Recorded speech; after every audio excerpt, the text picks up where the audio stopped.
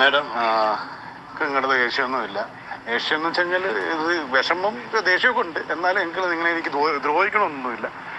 പിന്നെ എനിക്ക് ഇതിനകത്ത് റിസ്ക് എടുക്കാനും വയ്യ. ആരെന്ന് വെച്ചാൽ ഫ്രണ്ട് വല്ലാണ്, അമ്മക്ക് ഇത്ര ഏജേ ആയിട്ടുള്ളൂ, വെളിയിലിറങ്ങി നടക്കേണ്ടതാണ്. ഇനി ഒരു റിസ്ക് എടുക്കാൻ ഞാനില്ല. എനിക്കിതിനെപ്പറ്റി അറിയാത്തതുകൊണ്ട് നിങ്ങളെ അന്ന് ഞാനിങ്ങനെ ചെയ്യാൻ തന്നു. അതെന്തായാലും ഇപ്പോൾ ഫ്ലോപ്പായി. നിങ്ങൾക്കും അറിയാം, എനിക്കും അറിയാം. ഡോക്ടർ പറഞ്ഞത് നിങ്ങളും കേട്ടാണ്, നിങ്ങളടുത്തും പറഞ്ഞാണ്, ഞാനും കേട്ടതാണ്. ഡോക്ടർ പറഞ്ഞു ഇനി അത് ക്യാപ്പ് ശരിയല്ല, വെച്ചിരിക്കുന്നത് ശരിയല്ല എന്നൊക്കെ പറഞ്ഞു. ഓക്കെ, അപ്പം 100% അത് നിങ്ങളുടെ ഫാൾട്ട് തന്നെയാണ്. നിങ്ങൾ അംഗീകരിച്ചേ പറ്റുള്ളൂ. പിന്നെ എനിക്ക് പറയാനുള്ളത്, ഇനി ഞാനൊരു ക്ലിനിക്കിൽ ഞാൻ പോകില്ല. അപ്പോൾ ഫ്രണ്ട്സ്, പിന്നെ നടന്ന സംഭവം എന്ന് വെച്ചാൽ അതിനുള്ള റെക്കോർഡിങ് ഇപ്പോൾ ഇട്ടത് ആദ്യം. അതായത് ഞാൻ നാട്ടിൽ വന്നു ജനുവരിയിലുണ്ട് വന്നു. ജനുവരി വന്നു, ഒരു 22 സംതിങ് ആണ്ട് വന്നപ്പോഴത്തേക്കും ഇവരുടെ തന്നെ ഒരു ഹോസ്പിറ്റലിൽ തന്നെ ക്ലിനിക്കിൽ, ട്രിവാൻഡ്രത്തൊരു ക്ലിനിക്കിൽ അവിടെ ചെല്ലാൻ പറഞ്ഞു. ഇവരുടെ തന്നെ ക്ലിനിക്കായിരുന്നു, അവരല്ലായിരുന്നു, അവിടെ ഒരു സ്റ്റാഫായിരുന്നു. അപ്പോൾ എൻ്റെ പല്ല് റെഡിയായി എന്നൊക്കെ പറഞ്ഞ് അവർ വെച്ച് തന്നു.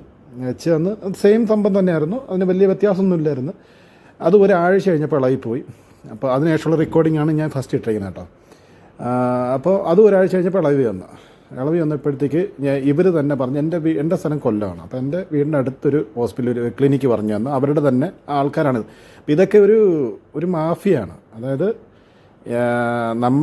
ഇവരുടെ ഒരാളെ കിട്ടിയാൽ മതി, പിന്നെ അവർ നമ്മളെ അങ്ങനെ ഇവർ പറഞ്ഞ ആ ക്ലിനിക്കിൽ പോയി, എൻ്റെ വീടിൻ്റെ അടുത്തുള്ള ക്ലിനിക്കിൽ പോയപ്പോഴത്തേക്ക് അവർ പറഞ്ഞെന്താണെന്ന് വെച്ച് കഴിഞ്ഞാൽ ഇത് ചെയ്തത് മൊത്തം റോങ്ങാണ്. അവർ അപ്പം ഞാൻ പറഞ്ഞു, നിങ്ങൾ ആ ഡോക്ടറെ വിളിക്കാൻ പറഞ്ഞു. അത് എന്നെ മുന്നേ ചികിത്സിച്ച ഡോക്ടറെ വിളിക്കാൻ പറഞ്ഞു, ലേഡി ഡോക്ടറെ വിളിക്കാൻ പറഞ്ഞു. വിളിച്ചിട്ട് അവർ പറഞ്ഞു, ഇതിപ്പോൾ നിങ്ങൾ ചെയ്തത് മൊത്തം തെറ്റാണ്, ഇനി ഇതിനകത്തൊരു ക്യാപ്പ് വെക്കാൻ പറ്റില്ല, ഇതിന് വേറെ ഏതെങ്കിലും ചികിത്സയെ പറ്റുള്ളൂ, ഇതെന്നൊക്കെ അങ്ങനെ പറഞ്ഞു. അങ്ങനെ ആ ഡോക്ടർ പറഞ്ഞു, നിങ്ങൾ ചികിത്സ നടക്കട്ടെ. അതാണ് എൻ്റെ ഫസ്റ്റ് മെസ്സേജായിട്ട്, ചികിത്സ നടക്കട്ടെ, ചിലവ് നടത്താമെന്ന് പറഞ്ഞു. പക്ഷേ ഞാൻ പറഞ്ഞു, ഞാൻ ഇവിടെ പോവില്ല, കാര്യം ഒരു ക്ലിനിക്കിൽ ഞാനീ പോവില്ല, ഞാൻ ഇനിയൊരു നല്ല ഹോസ്പിറ്റലിൽ പോകുള്ളൂ, ഞാൻ ഡെൻ്റൽ കോളേജിലേ പോകുള്ളൂ എന്ന് പറഞ്ഞ് ഞാൻ പോയി. അവർ പറഞ്ഞു അതൊന്നും അവർ അംഗീകരിക്കത്തില്ല, അവർ പറയുന്നിടത്ത് പോയാൽ അവർ പൈസ തരാം എന്താണെന്നുള്ളത്. അതായത് അവർ പറയുന്ന കണക്കാണ് ട്രീറ്റ്മെൻറ്റ്. നമുക്ക് എനിക്കിപ്പം നമുക്കൊരു പെർഫെക്റ്റായിട്ട് വേണമെന്ന് വേണ്ടി അതൊന്നും എല്ലാവർക്കും വേണ്ടുന്നത്. അവർക്ക് ഏറ്റവും പൈസ കുറഞ്ഞിട്ടുള്ള രീതിയിൽ അവർ ചെയ്യും. അതാണെങ്കിൽ ഞാൻ അംഗീകരിക്കണം. അത് അംഗീകരിക്കാത്തതുകൊണ്ട് അവരെൻ്റെ പേര് പെണ്ണ് കേസ് കൊടുത്ത്. അതായത് എനിക്കും ഇവരായിട്ട് ബന്ധമുണ്ടെന്ന് ഇവരുടെ ഈ ഡോക്ടറുടെ അമ്മയും കൊണ്ട് കേസ് കൊടുത്തു. അപ്പോൾ കേസിന് ഡീറ്റെയിൽസ് എല്ലാം കൂടെ ഞാൻ നാളെ പറയാം. ഞാൻ നാളെ അയക്കാം, നാളെ ഇടാം. നാളെ ഇടുന്നത് എല്ലാം എന്തൊക്കെയായിരുന്നു പ്രൂഫ് എൻ്റെ ഇരുന്നത്, അതായത് എന്തുകൊണ്ട് കേസ് കൊടുക്കാൻ പറ്റാത്തത്, എനിക്ക് തിരിച്ചു കൊടുക്കാൻ പറ്റാത്തത് എന്താണെന്നുള്ള കാര്യങ്ങൾ എല്ലാവർക്കും നാളെ ആർക്കെങ്കിലും ഒരു ഉപകാരം ആവട്ടെ എന്ന് വെച്ചിട്ടാട്ടോ. അതായത് ഇനി ഒരിടത്ത് പോകുമ്പോഴെങ്കിലും നിങ്ങൾക്കായാലും എനിക്കായാലും ഓക്കെ, അവരടുത്ത് പോയാലും എന്തൊക്കെ പേപ്പറാണ് നമ്മളൊരു ഹോസ്പിറ്റലിൽ ചികിത്സിക്കുമ്പോൾ എന്തൊക്കെയാണ് നമ്മുടെ കൈ വശത്ത് കിട്ടേണ്ടത്. അങ്ങനെ എൻ്റെ വാറൻറ്റി കാർഡിൽ പോലും എൻ്റെ പേരില്ല. എനിക്ക് വാറൻറ്റി കാർഡിൽ പോലും എൻ്റെ പേരല്ല കിടക്കുന്നത്, ഡോക്ടറിൻ്റെ പേരാണ് കിടക്കുന്നത്.